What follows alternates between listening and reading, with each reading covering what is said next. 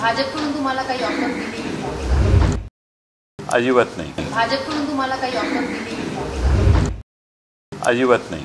जयंत पाटील यांनी भाजपमध्ये जाण्याच्या चर्चा अफवा असल्याचं म्हटलं. सगळ्या राजकीय चर्चांमधली हवाच काढून घेतली. पण अशी चर्चा सुरू होण्याआधी 3 प्रश्नांची उत्तरं शोधणं गरजेचं आहे.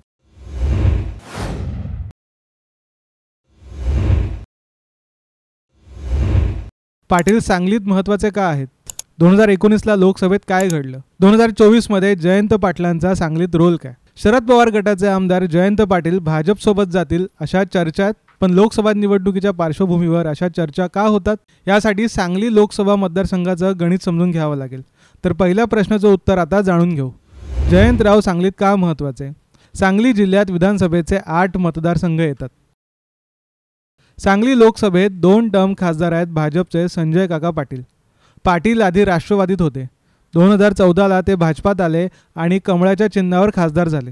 2014ला ते मोठ्या फरकाने जिंकून आले. पण 2019 साली स्वाभिमानीने आणि वंचितने त्यांना घाम फोडला होता. 2019ला त्यांच्या विरोधात होते स्वाभिमानीचे विशाल पाटील आणि वंचितचे उमेदवार होते गोपीचंद पडळकर. संजय काका पाटील यांना एकूण मतं मिळाली 5,08,995. स्वाभिमानीच्या विशाल पाटील यांना मतं मिळाली 3,44,643. तर वंचितच्या गोपीचंद पडळकर यांना मतं मिळाली होती 3,02,34. 2019ला लोकसभेत काय घडलं होतं? जर वंचितची 3 लाख मतं जर स्वाभिमानीला मिळाली असती तर संजय काका यांचा पराभव झाला असता असं आकडेवारीतून दिसतंय. त्यामुळेच 2024च्या लोकसभेत हीच मतं महत्त्वाची ठरतील. या मतांसाठी विधानसभा मतदारसंघावर ज्यांचा प्रभाव आहे असे नेतेही महत्त्वाचे ठरतात. 2019ला लोकसभेत जे घडलं त्याच्यानंतर आता महाराष्ट्रात ज्या राजकीय घडामोडी घडत आहेत त्यावरून जयंत पाटील हे सांगलीत महत्त्वाचे ठरले नाहीत तरच नवल. आता सांगली जिल्ह्याचं गणित पाहूया. एकूण 8 विधानसभा मतदारसंघ सांगलीत आहेत.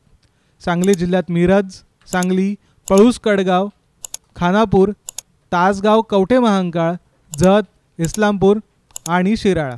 सांगलीत कुणाचा दबदबा? लोकसभेत भाजपचा उमेदवार जिंकूनही 6 विधानसभा मतदारसंघात भाजपचा परफॉर्मन्स चांगला राहिला नाही. 6 पैकी 2 जागांवर भाजपला यश मिळालं. मिरज आणि सांगलीत भाजपचे उमेदवार निवडून आलेत. पळूस आणि खानापूर, तासगाव, कवठे महांकाळची जागा शिवसेनेने लढवली. त्यापैकी खानापूरमध्ये सेनेचा उमेदवार निवडून आला होता. जतमध्ये भाजपच्या विद्यमान आमदाराचा पराभव झाला. सांगलीचे 2 विधानसभा मतदारसंघ हातकणंगले लोकसभेत येतात.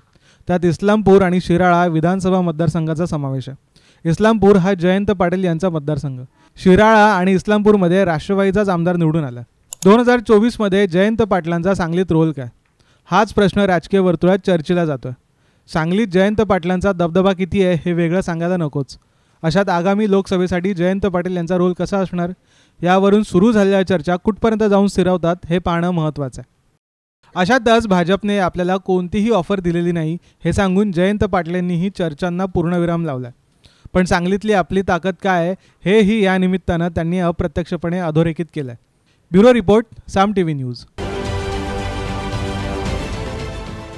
देश विदेशातील प्रत्येक घडामोडींचे लाईव्ह अपडेट मिळवण्यासाठी आता साम टीव्हीच्या सर्व सोशल मीडिया प्लॅटफॉर्मला लाईक, फॉलो आणि सबस्क्राईब करा.